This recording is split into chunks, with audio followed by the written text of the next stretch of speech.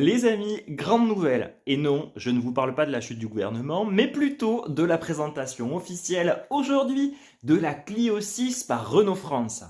La remplaçante de la Clio 5 casse les côtes. C'est fini, la continuité sans rupture qu'on avait pu avoir entre Clio 4 et Clio 5. Là non, ça n'a plus rien à voir. On sent que Renault a changé de designer et pour cause. Cette Clio 6, elle a été designée par Gilles Vidal, qui est l'ancien designer officiel de chez Peugeot, qui avait participé au design de la 208. Et c'est vrai que quand on regarde cette nouvelle Clio 5, elle a des petits airs de 208 sur les côtés. Mais sur l'avant, ce que l'on peut noter, c'est que non seulement elle se dote du nouveau logo de chez Renault, mais qu'en plus elle a un look beaucoup plus agressif et qu'on retrouve une signature lumineuse qui n'a plus rien à voir avec la génération précédente. Un petit côté losange d'ailleurs sur cette signature lumineuse qui n'est pas pour me déplaire.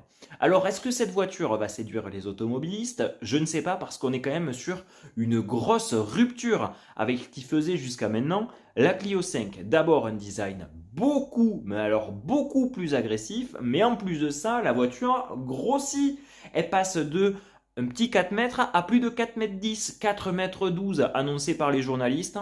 Est-ce que le public ne va pas être un petit peu déboussolé par cette nouvelle génération?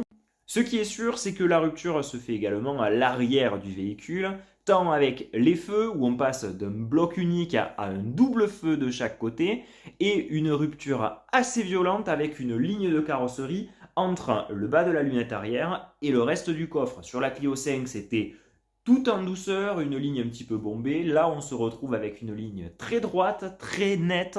Alors, est-ce que ça va plaire aux automobilistes?